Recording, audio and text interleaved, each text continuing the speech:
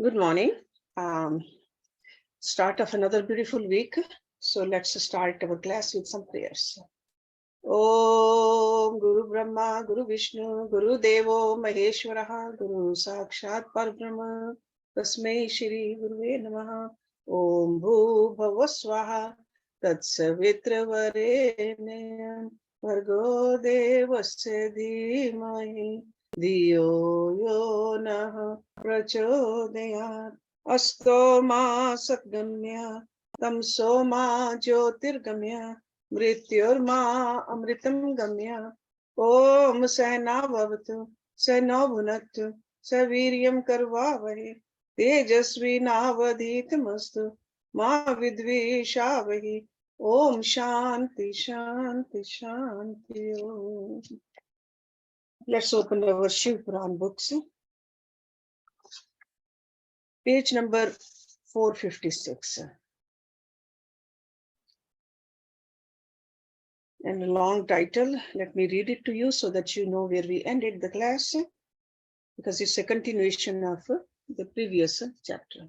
शिव जी का शुचिमती के गर्भ से प्राकट्य, ब्रह्मा द्वारा बालक का संस्कार करके गृहपति नाम रखा जाना, नारद जी द्वारा उसका भविष्य कथन, पिता की आज्ञा से गृहपति का काशी में जाकर तप करना, इंद्र का वर देने के लिए प्रकट होना, गृहपति का उन्हें ठुकराना, शिव जी का प्रकट होकर उन्हें वरदान देकर दिक्पाल पद प्रदान करना, तथा अग्निश्वर लिंग का और अग्नि का मातम्य.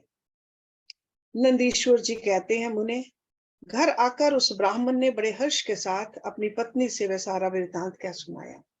उसे सुनकर विप्र पत्नी शुचिमती को महान आनंद प्राप्त हुआ. You remember शुचिपति, that मुनि की पत्नी, she wanted to have a child. Okay. वह अत्यंत प्रेम पूर्वक अपने भाग्य की सराहना करने लगी. तदंतर समय आने पर ब्राह्मण द्वारा विधि पूर्वक गर्भाधान कर्म संपन्न किए जाने पर वह नारी गर्भवती हुई. See, गर्भाधान संस्कार is the very first संस्कार out of those 16 संस्कार्स. गर्भाधान, where we invite a soul. गर्भाधान. फिर उन विद्वान मुनि ने गर्भ के स्पंदन करने से पूर्व ही पुंस्तव की वृद्धि के लिए गृह सूत्र में वर्णित विधि के अनुसार सम्यक रूप से पुंसवन संस्कार किया. So this is a second संस्कार. So first one is गर्भाधान, second is पुंसवन संस्कार. तत्पश्चात 8वां महीना आने पर कृपालु विश्वानर ने सुखपूर्वक प्रसव होने के अभिप्राय से गर्भ के रूप की समृद्धि करने वाला सीमंत संस्कार संपन्न कराया. So this Samantonayan sanskar is the third sanskar, which is done in 8th month. तदुपरांत ताराओं के अनुकूल होने पर जब बृहस्पति केंद्रवर्ती हुए और शुभ ग्रहों का योग आया, तब शुभ लगन में भगवान शंकर, जिनके मुख की कांति पूर्णिमा के चंद्रमा के समान है, तथा जो अरिष्ट रूपी दीपक को बुझाने वाले समस्त अरिष्टों के विनाशक और भू भुवा स्वाहा तीनों लोकों के निवासियों को सब तरह से सुख देने वाले हैं, उस शुचिमती के गर्भ से उत्तर रूप में प्रकट हुए. उस समय गंध को वहन करने वाले वायु के वाहन मेघ दिशा रूपी बधुओं के मुख पर वस्त्र से बन गए, अर्थात चारों ओर काली घटा उमड़ आई. वे घनघोर बादल उत्तम गंध वाले पुण्य समूहों की पुष्प समूहों की वर्षा करने लगे. देवताओं की दुंदुभियां बजने लगी. चारों ओर दिशाएं निर्मल हो गई. प्राणियों के मनों के साथ साथ सरिताओं का जल निर्मल हो गया. प्राणियों की वाणी सर्वथा कल्याणी और प्रिय भाषणी को उठी. संपूर्ण प्रसिद्ध ऋषि मुनि तथा देवता, यक्ष, किन्नर, विद्याधर आदि मंगल द्रव्य ले लेकर पधारे. स्वयं ब्रह्मा जी ने नम्रता पूर्वक उसका जात कर्म संस्कार किया. So this is a fourth संस्कार out of those 16. उस बालक के रूप तथा वेद का विचार करके ये निश्चय किया कि इसका नाम गृहपति होना चाहिए. फिर 11वें दिन उन्होंने नामकरण की विधि के अनुसार वेद मंत्रों का उच्चारण करते हुए उसका गृहपति ऐसा नामकरण किया. तत्पश्चात सबके पितामह ब्रह्मा चारों वेदों में कथित आशीर्वादमक मंत्रों द्वारा उसका अभिनंदन करके हंस पर आरूढ़ हो अपने लोक को चले गए. तदुपरांत शंकर भी लौकिक गति का आश्रय ले उस बालक की उचित रक्षा का विधान करके अपने वाहन पर चढ़कर अपने धाम को पधार गए। इसी प्रकार श्री हरि ने भी अपने लोक की राह ली। इस प्रकार सभी देवता ऋषि मुनि आदि भी प्रशंसा करते हुए अपने अपने स्थान को पधार गए। तदंतर ब्राह्मण देवता ने यथा समय सब संस्कार करते हुए बालक को वेद अध्ययन कराया। तत्पश्चात 9वां वर्ष आने पर माता पिता की सेवा में तत्पर रहने वाले विश्वानर नंदन गृहपति को देखने के लिए वहां नारद जी पधारे। बालक ने माता पिता सहित नारद जी को प्रणाम किया। फिर नारद जी ने बालक की हस्तरेखा, जीवा, तालु आदि देखकर कहा, मुनि विश्वानर, मैं तुम्हारे पुत्र के लक्षणों का वर्णन करता हूँ, तुम आदर पूर्वक उसे श्रवण करो। तुम्हारा ये पुत्र परम भाग्यवान है। इसके संपूर्ण अंगों के लक्षण शुभ हैं, किंतु इसके सर्वगुण संपन्न संपूर्ण शुभ लक्षणों से समन्वित और चंद्रमा के समान संपूर्ण निर्मल कलाओं से सुशोभित होने पर भी विधाता ही इसकी रक्षा करें। इसलिए सब तरह के उपायों द्वारा इस शिशु की रक्षा करनी चाहिए। क्योंकि विधाता के विपरीत होने पर गुण भी दोष हो जाता है। मुझे शंका है कि इसके 12वें वर्ष में इस पर बिजली अथवा अग्नि द्वारा विघ्न आएगा। यूं कहकर नारद जी जैसे आए थे वैसे ही देवलोक को चले गए। सनत कुमार जी, नारद जी का कथन सुनकर पत्नी सहित विश्वानर ने समझ लिया कि ये तो बड़ा भयंकर वज्रपात हुआ। फिर वे हाय में मारा गया यूं कहकर छाती पीटने लगे और पुत्र शोक से व्याकुल होकर गहरी मूर्छा के वशीभूत हो गए। उधर शुचिमती भी दुख से पीड़ित हो अत्यंत ऊंचे स्वर से आहा करती हुई ढाड मार कर रो पड़ी। उसकी सारी इंद्रियां अत्यंत व्याकुल हो उठी। तब पत्नी के आर्तनाद को सुनकर विश्वानर भी मूर्छा त्याग कर उठ बैठे और ये क्या हुआ, क्या हुआ, यूं उच्च स्वर से बोलते हुए कहने लगे, गृहपति, जो मेरा बाहर विचरने वाला प्राण, मेरी सारी इंद्रियों का स्वामी तथा मेरे अंतरात्मा में निवास करने वाला है, कहाँ है? तब माता पिता को इस प्रकार अत्यंत शोकग्रस्त देखकर शंकर के अंश से उत्पन्न हुआ वह बालक गृहपति मुस्कुराकर बोला। गृहपति ने कहा, माता जी तथा पिताजी, बताइए इस समय आप लोगों के रोने का क्या कारण है? किस लिए आप लोग फूट फूट कर रो रहे हैं? कहां से ऐसा भय आप लोगों को प्राप्त हुआ है? यदि मैं आपकी चरण रेणुओं से अपने शरीर की रक्षा कर लूं तो मुझ पर काल भी अपना प्रभाव नहीं डाल सकता। फिर इस तुच्छ चंचल एवं अल्प बल वाली मृत्यु की तो बात ही क्या है? माता पिताजी, अब आप लोग मेरी प्रतिज्ञा सुनिए। यदि मैं आप लोगों का पुत्र हूं तो ऐसा प्रयत्न करूंगा जिससे मृत्यु भी भयभीत हो जाएगी। मैं सत्पुरुषों को सब कुछ दे डालने वाले सर्वज्ञ मृत्युंजय की भली भांति आराधना करके महाकाल को भी जीत लूंगा। ये मैं आप लोगों से बिल्कुल सत्य कह रहा हूँ। नंदीश्वर जी कहते हैं, मुने, तब वे द्विज दंपति जो शोक से संतप्त हो रहे थे, गृहपति के ऐसे वचन जो अकाल में हुई अमृत की घनघोर वृष्टि के समान थे, सुनकर संताप रहित हो कहने लगे, बेटा, तू उन शिव की शरण में जा जो ब्रह्मा आदि के भी कर्ता, मेघ वाहन, अपनी महिमा से कभी च्युत न होने वाले और विश्व की रक्षा बने हैं। नंदीश्वर जी कहते हैं, मुने, माता पिता की आज्ञा पाकर गृहपति ने उनके चरणों में प्रणाम किया। फिर उनकी प्रदक्षिणा करके उन्हें बहुत तरह से आश्वासन दे वे वहां से चल पड़े और उस काशीपुरी में जा पहुंचे, जो ब्रह्मा और नारायण आदि देवों के लिए भी दुष्प्राप्य महाप्रलय के संताप का नाश करने वाली और विश्वनाथ द्वारा सुरक्षित थी, तथा जो कंठ प्रदेश में हार की तरह पड़ी हुई गंगा से सुशोभित तथा विचित्र गुणशालिनी हर पत्नी गिरजा से विभूषित थे। वहां पहुंचकर वे विप्रवर पहले मणिकर्णिका पर गए। वहां उन्होंने विधि पूर्वक स्नान करके भगवान विश्वनाथ का दर्शन किया। फिर बुद्धिमान गृहपति ने परमानंद मगन हो त्रिलोकी के प्राणियों की प्राण रक्षा करने वाले शिव को प्रणाम किया। उस समय उनकी अंजलि बंदी थी, सिर झुका हुआ था। वे बारंबार उस शिवलिंग की ओर देखकर हृदय में हर्षित हो रहे थे और ये सोच रहे थे कि ये लिंग निसंदेह स्पष्ट रूप से आनंद कंद ही है। वे कहने लगे, अहो, आज मुझे जो सर्वव्यापी श्रीमान विश्वनाथ का दर्शन प्राप्त हुआ, इसलिए इस चराचर त्रिलोकी में मुझसे बढ़कर धन्यवाद का पात्र दूसरा कोई नहीं है।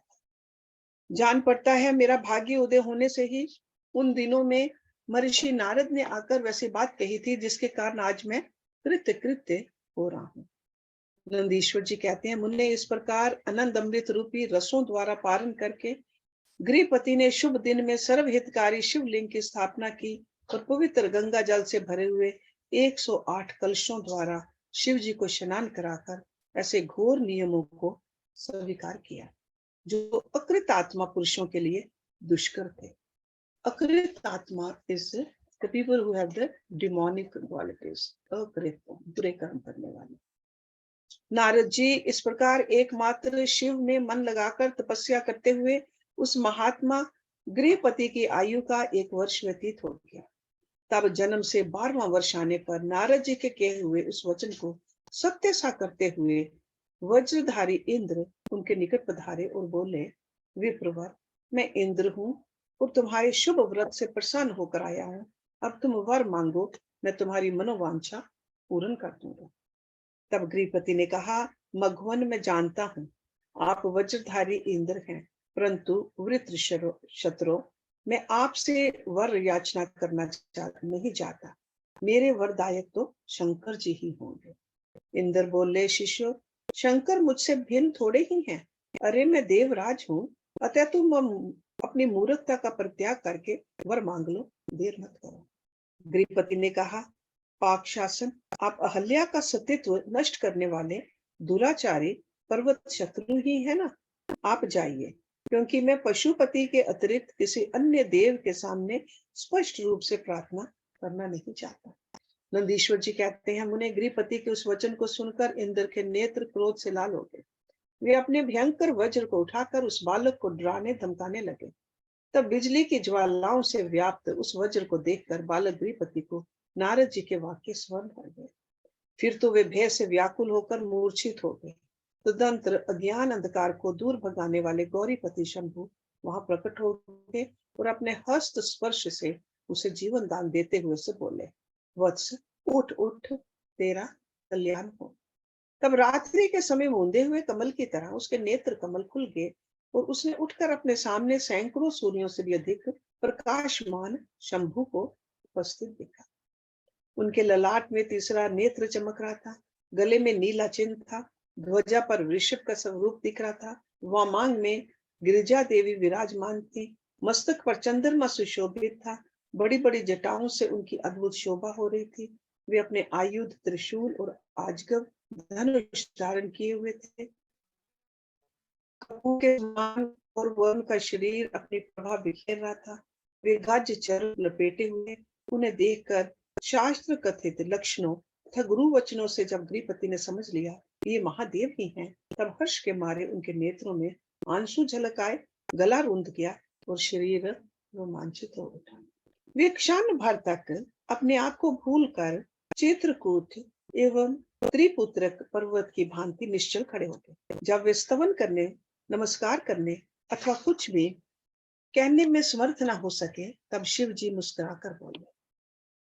ईश्वर ने कहा, गृहपते, जान पड़ता है तुम वज्रधारी इंद्र से डर गए हो। वत्स, तुम भयभीत मत हो, क्योंकि मेरे भगत पर इंद्र और वज्र की कौन कहे, यमराज भी अपना प्रभाव नहीं डाल सकता। ये तो मैंने तुम्हारी परीक्षा ली है और मैंने ही तुम्हें इंद्र रूप धारण करके डराया है। भद्र, अब मैं तुम्हें वर देता हूँ। आज से तुम अग्निपद के भागी होगे, तुम समस्त देवताओं के लिए वरदाता बनोगे। अग्नि, तुम समस्त प्राणियों के अंदर जठराग्नि रूप से विचरण करोगे। तुम्हें दिक्पाल रूप से धर्मराज और इंद्र के मध्य में राज्य की प्राप्ति होगी। तुम्हारे द्वारा स्थापित ये शिवलिंग भी तुम्हारे नाम पर अग्नीश्वर नाम से प्रसिद्ध होगा। ये सब प्रकार के तेजों की वृद्धि करने वाला होगा। जो लोग इस अग्नीश्वर लिंग के भगत होंगे, उन्हें बिजली और अग्नि का भय नहीं रह जाएगा। अग्निमांध्य नामक रोग नहीं होगा और ना कभी उनकी अकाल मृत्यु ही होगी। काशीपुरी में स्थित संपूर्ण समृद्धियों के प्रदाता अग्नीश्वर की भली भांति अर्चना करने वाला भक्त यदि प्रारब्ध वश किसी अन्य स्थान में भी मृत्यु को प्राप्त होगा, तो भी वह वहनी लोक में प्रतिष्ठित होगा। वहनी, वहनी इज अनदर नेम फॉर अग्नि। नंदीश्वर जी कहते हैं, मुने, यो कहकर शिव जी ने गृहपति के बंधुओं को बुलाकर उनके माता पिता के सामने उस अग्नि का दिक्पति पद पर अभिषेक कर दिया और स्वयं उसी लिंग में समा गए। तात इस प्रकार मैंने तुमसे परमा शंकर के गृहपति नामक अग्नेय अवतार का, जो दुष्टों को पीड़ित करने वाला है, वर्णन कर दिया। जो सुदृढ़ पराक्रमी जितेंद्रिय पुरुष अथवा सत्व संपन्न स्त्रियां अग्नि प्रवेश कर जाती हैं, वे सब के सब अग्नि सरीखे तेजस्वी होते हैं। इसी प्रकार जो ब्राह्मण अग्निहोत्र परायण ब्रह्मचारी तथा पंचाग्नि का सेवन करने वाले हैं, वे अग्नि के समान वर्चस्वी होकर अग्निलोक में विचरते हैं। जो शीतकाल में शीत निवारण के निमित्त बोझ लकड़ियां दान करता है, अथवा जो अग्नि की इष्टि करता है, वह अग्नि के सन्निकट निवास करता है। जो श्रद्धा पूर्वक किसी अनाथ मृतक का अग्नि संस्कार कर देता है, अथवा स्वयं शक्ति न होने पर दूसरे को प्रेरित करता है, वह अग्निलोक में प्रशंसित होता है। द्विज जातियों के लिए परम कल्याणकारक एक अग्नि ही है। वे ही निश्चित रूप से गुरु, देवता, व्रत, तीर्थ अर्थात सब कुछ है। जितनी अपावन वस्तुएं हैं, वे सब अग्नि का संसर्ग होने से उसी क्षण पावन हो जाते हैं। इसलिए अग्नि को पावक कहा जाता है। ये शंभु की प्रत्यक्ष तेजो में दहन आत्मिका मूर्ति है, जो सृष्टि करने वाली, पालन करने वाली और संहार करने वाली है। भला इसके बिना कौन सी वस्तु दृष्टि गोचर हो सकती है। इनके द्वारा भक्षण किए हुए धूप, दीप, नैवेद्य, दूध, दही, घी और खांड आदि का देवगण स्वर्ग में सेवन करते हैं। नेक्स्ट चैप्टर, शिव जी के महाकाल आदि 10 अवतारों का तथा 11 रुद्र अवतारों का वर्णन। तदंतर यज्ञेश्वर अवतार की बात कहकर नंदीश्वर ने कहा, मुने अब शंकर जी के उपासना कांड द्वारा सेवित महाकाल आदि 10 अवतारों का वर्णन भक्ति पूर्वक श्रवण करो। उनमें पहला अवतार महाकाल नाम से प्रसिद्ध है, जो सत्पुरुषों को भोग और मोक्ष प्रदान करने वाला है। उस अवतार की शक्ति भक्तों की मनोवांछा पूर्ण करने वाली महाकाली है। दूसरा तार नामक अवतार हुआ, जिसकी शक्ति तारा देवी हुई। वे दोनों भुक्ति मुक्ति के प्रदाता तथा अपने सेवकों के लिए सुखदायक हैं। बाल भुवनेश नाम से तीसरा अवतार हुआ, उसमें बाला भुवनेशी शिवा शक्ति हुई, जो सज्जनों को सुख देने वाली है।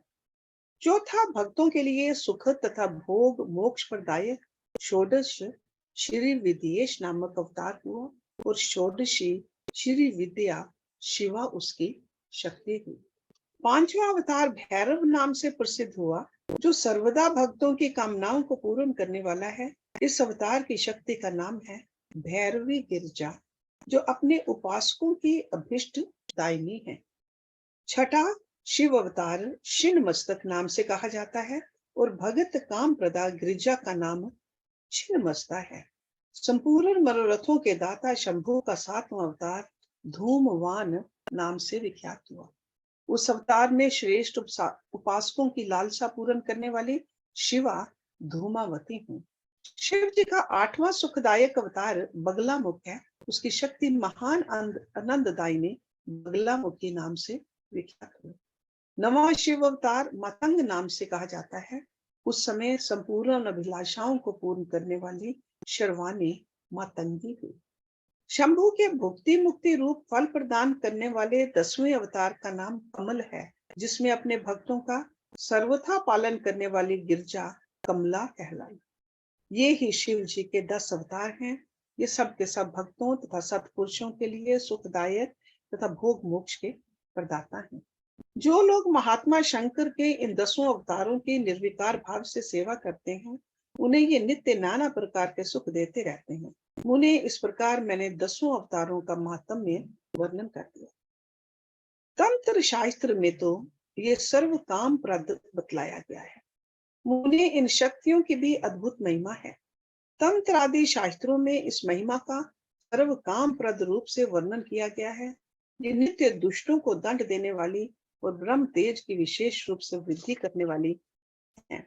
ब्राह्मण, जिस प्रकार मैंने तुमसे महेश्वर के महाकाल आदि 10 शुभ अवतारों का शक्ति सहित वर्णन कर दिया।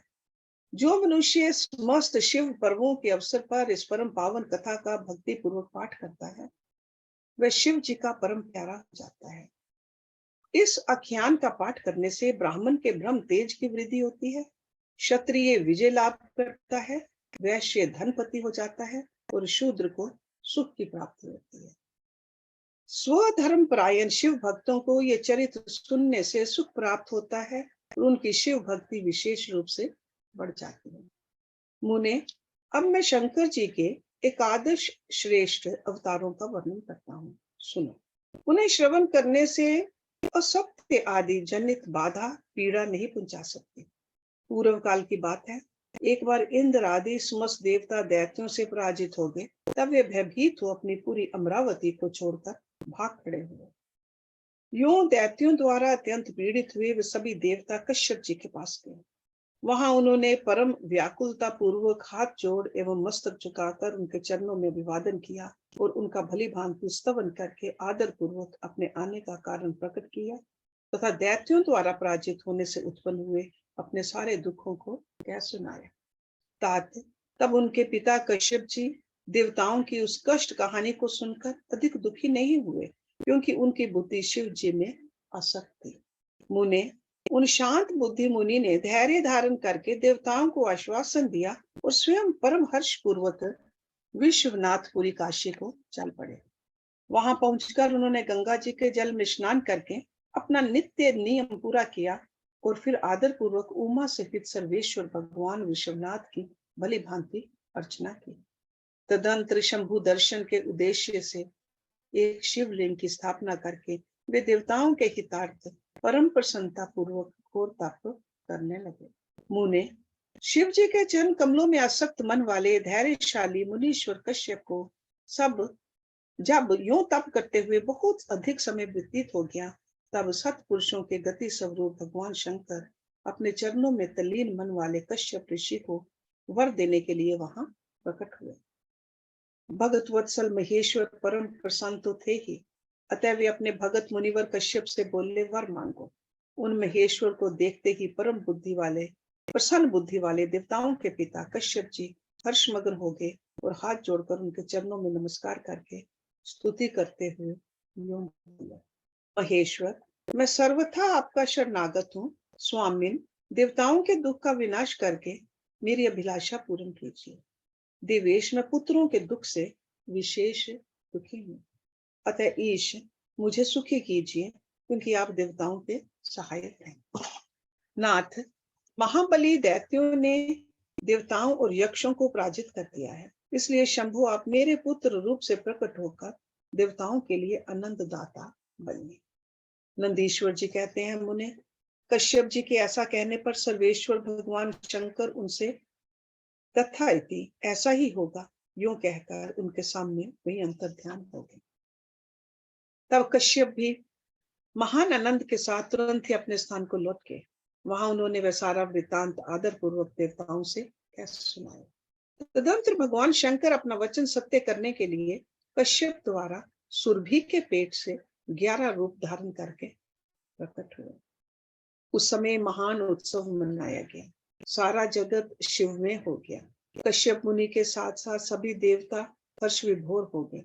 उनके नाम रखे गए कपाली, पिंगल, भीम, विरूपाक्ष, विलोहित, शास्ता, अजमार आदि, आहिर, बुदन्य, शंभु, चांड तथा भाव। ये 11 रुद्र सुरभि के पुत्र कहलाते हैं। ये सुख के आवस्थान है तथा देवताओं के कार्य सिद्धि के लिए शिव रूप से उत्पन्न हुए। ये कश्यप नंदन वीरवर रुद्र महान बल पराक्रम संपन्न थे। इन्होंने संग्राम में देवताओं की सहायता करके दैत्यों का संहार कर डाला। इन्हीं रुद्रों की कृपा से इंद्र आदि देवगण दैत्यों को जीत कर निर्भय हो गए। उनका मन स्वस्थ हो गया और वे अपना अपना राज्य कार्य संभालने लगे।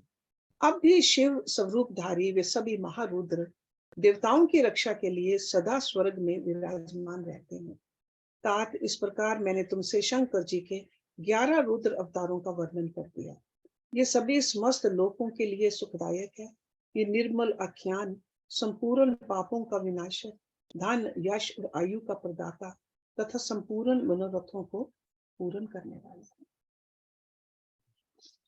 नेक्स्ट चैप्टर, शिव जी के दुर्वासा अवतार तथा हनुमद अवतार का वर्णन। नंदीश्वर जी कहते हैं, महामुने, अब तुम शंभु के एक दूसरे चरित्र को, जिसमें शंकर जी धर्म के लिए दुर्वासा होकर प्रकट हुए थे, प्रेम पूर्वक श्रवण करो। अनसुईया के पति ब्रह्मवेता तपस्वी अत्रि ने ब्रह्मा जी के निर्देश अनुसार पत्नी सहित ऋक्षकुल पर्वत पर जाकर पुत्र कामना से घोर तप किया। उनके तप से प्रसन्न होकर ब्रह्मा, विष्णु और महेश्वर तीनों उनके आश्रम पर गए। उन्होंने कहा कि हम तीनों संसार के ईश्वर हैं, हमारे अंश से तुम्हारे 3 पुत्र होंगे, जो त्रिलोकी में विख्यात तथा माता पिता का यश बढ़ाने वाले होंगे। यूं कहकर वे चले गए। ब्रह्मा जी के अंश से चंद्रमा हुए, जो देवताओं के समुद्र में डाले जाने पर समुद्र से प्रकट हुए थे।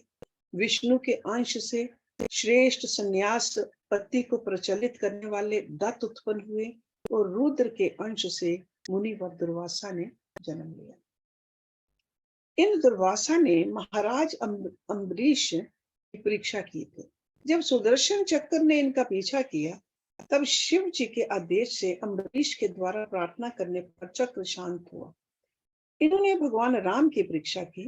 काल ने मुनि का वेश धारण करके श्री राम के साथ से शर्त की थी कि मेरे साथ बात करते समय श्री राम के पास कोई ना आए, जो आएगा उसका निर्वासन कर दिया जाएगा। दुर्वासा जी ने हट करके लक्ष्मण को भेजा, तब श्री राम ने तुरंत लक्ष्मण का त्याग कर दिया।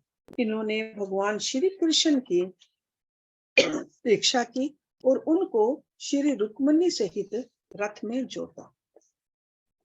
इस प्रकार दुर्वासा मुनि ने अनेक विचित्र चरित्र किए।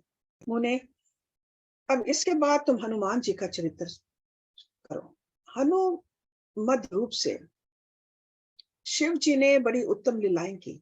विप्रवर, इसी रूप से महेश्वर ने भगवान राम का परम हित किया था। वे सारा चरित्र सब प्रकार के सुखों का दाता है, उसे तुम प्रेम पूर्वक सुनो। एक समय की बात है, जब अत्यंत अद्भुत लीला करने वाले गुणशाली भगवान शंभु को विष्णु के मोहिनी रूप का दर्शन प्राप्त हुआ। तब वे कामदेव के बाणों से आहत हुए की तरह क्षुब्ध हो उठे। उस समय उन परमेश्वर ने राम कार्य की सिद्धि के लिए अपना वीर्यपात किया। तब सप्त ऋषियों ने उस वीर्य को पत्रपुट में स्थापित कर लिया, क्योंकि शिव जी ने ही राम कार्य के लिए आदर पूर्वक उनके मन में प्रेरणा की थी। तत्पश्चात उन महर्षियों ने शंभु के उस वीर्य को राम कार्य की सिद्धि के लिए गौतम कन्या अंजनी में कान के रास्ते स्थापित कर दिए। तब समय आने पर उस गर्भ से शंभु महान बल पराक्रम संपन्न वानर शरीर धारण करके उत्पन्न हुए। उनका नाम हनुमान रखा गया। महाबली कपीश्वर हनुमान जब शिशु ही थे, उसी समय उदय होते हुए सूर्य बिंब को छोटा सा फल समझकर तुरंत ही निकल गए। जब देवताओं ने उनकी प्रार्थना की, तब उन्होंने उसे महाबली सूर्य जानकर उगल दिया। तब देव ऋषियों ने उन्हें शिव का अवतार माना और बहुत सा वरदान दिया। तदंतर हनुमान अत्यंत हर्षित होकर अपनी माता के पास गए और उन्होंने ये सारा वृत्तांत आदरपूर्वक सुनाया। फिर माता की आज्ञा से धीर वीर कपि हनुमान ने नित्य सूर्य के निकट जाकर उनसे अनायास से सारी विद्याएं सीख ली। तदंतर रुद्र के अंशभूत कपि श्रेष्ठ हनुमान सूर्य की आज्ञा से सूर्यांश से उत्पन्न हुए सुग्रीव के पास चले गए। इसके लिए उन्हें अपनी माता से भी अनुज्ञा मिल चुकी थी। तदंतर नंदीश्वर ने भगवान राम का संपूर्ण चरित्र संक्षेप से वर्णन करके कहा, मुने, इस प्रकार कपिश्रेष्ठ हनुमान ने सब तरह से श्री राम का कार्य पूरा किया, नाना प्रकार की लीलाएं की, असुरों का मान मर्दन किया, भूतल पर राम भक्ति की स्थापना की और स्वयं भगत अग्रगण्य होकर सीता राम को सुख प्रदान किया। वे रुद्र अवतार ऐश्वर्यशाली हनुमान लक्ष्मण के प्राणदाता, संपूर्ण देवताओं के गर्भहारी और भक्तों का उद्धार करने वाले हैं। महावीर हनुमान सदा राम कार्य में तत्पर रहने वाले, लोक में रामदूत नाम से विख्यात दैत्यों के संहारक और भगत वत्सल हैं। तात इस प्रकार मैंने हनुमान जी का श्रेष्ठ चरित्र, जो धन कीर्ति और आयु का वर्धक तथा संपूर्ण अभीष्ट फलों का दाता है, तुमसे वर्णन कर दिया। जो मनुष्य इस चरित्र को भक्ति पूर्वक सुनता है अथवा समाहित चित्त से दूसरे को सुनाता है, वह इस लोक में संपूर्ण भोगों को भोगकर अंत में परम मोक्ष को प्राप्त कर लेता है। Next chapter. शिव जी के पिपलाद अवतार के प्रसंग में देवताओं की दधीची मुनि से अस्थि याचना, दधीची का शरीर त्याग, वज्र निर्माण तथा उसके द्वारा वृतासुर का वध, सुवर्चा का देवताओं को शाप, पिपलाद का जन्म और उनका विस्तृत अंतर महेश अवतार तथा वृषेश अवतार का चरित्र सुनाकर नंदीश्वर ने कहा, महाबुद्धिमान सनत कुमार जी, अब तुम अत्यंत आह्लाद पूर्वक महेश्वर के पिपलाद नामक परम उत्कृष्ट अवतार का वर्णन श्रवण करो। ये उत्तम आख्यान भक्ति की वृद्धि करने वाला है।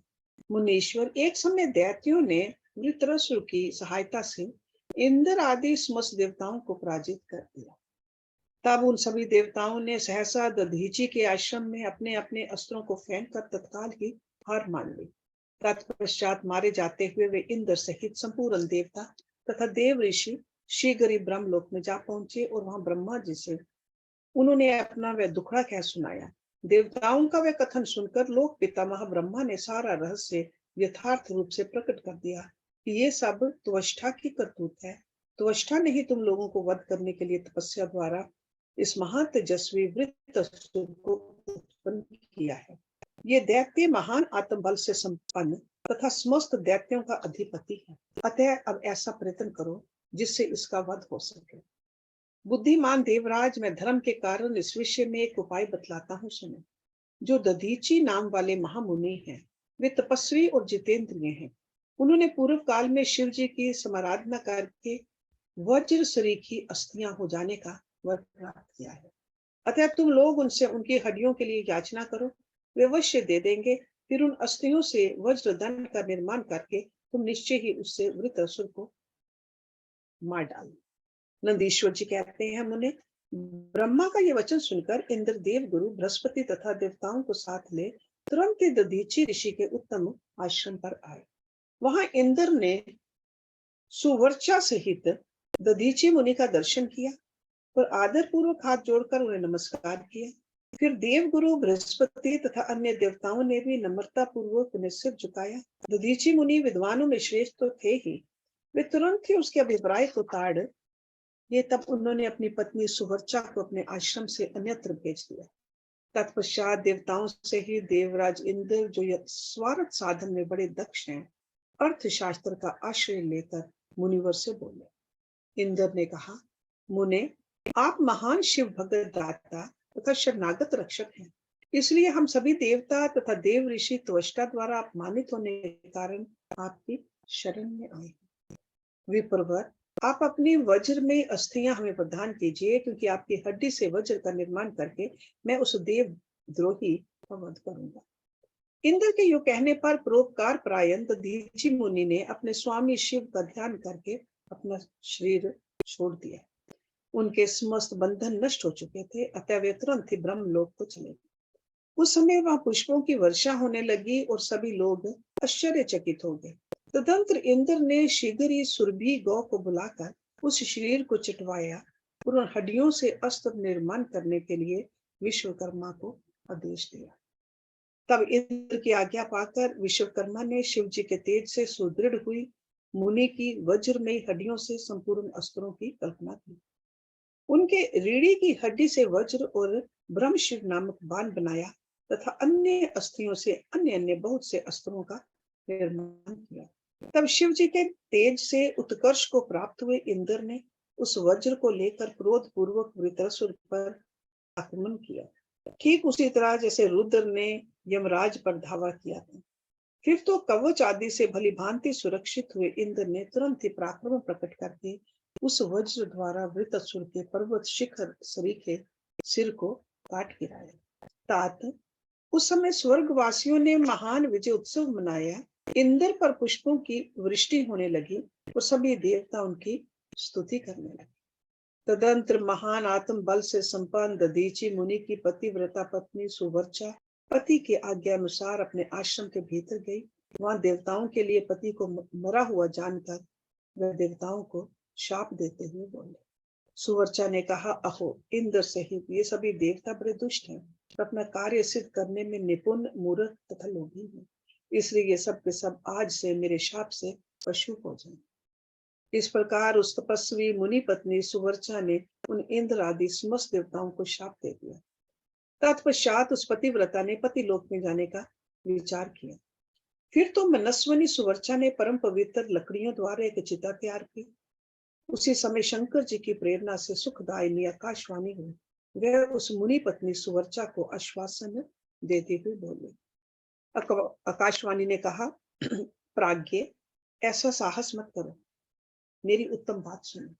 देवी, तुम्हारे उदर में मुनि का तेज वर्तमान है, तुम उसे यत्न पूर्वक उत्पन्न करो।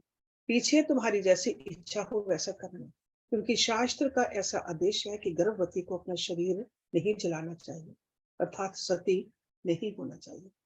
नंदीश्वर जी कहते हैं, मुनीश्वर, यूं कहकर वे आकाशवाणी उपराम हो गई। उसे सुनकर वह मुनि पत्नी क्षण भर के लिए विस्मय में पड़ गई। परंतु उस सती साध्वी सुवर्चा को तो पति लोक की प्राप्ति ही अभीष्ट थी। अतः उसने बैठकर पत्थर से अपने उदर को विदीर्ण कर डाला। तब उसके पेट से मुनिवर दधीची का वह गर्भ बाहर निकल आया। उसका शरीर परम दिव्य और प्रकाशमान था तथा वह अपने प्रभाव से 10 दिशाओं को उद्भासित कर रहा था। तात दधीची के उत्तम तेज से प्रादुर्भूत हुआ वह गर्भ अपनी लीला करने में समर्थ साक्षात रुद्र का अवतार था। मुनि प्रिया सुवर्चा ने दिव्य स्वरूपधारी अपने उस पुत्र को देखकर मन ही मन समझ लिया कि ये रुद्र का अवतार है।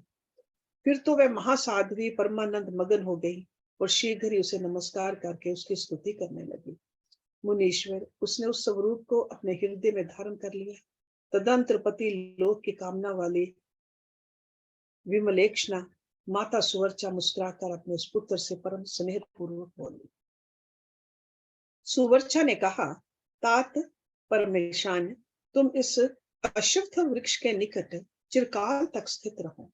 महाभाग, तुम समस्त प्राणियों के लिए सुखदाता हो और अब मुझे प्रेम पूर्वक पति लोक में जाने के लिए आज्ञा दो।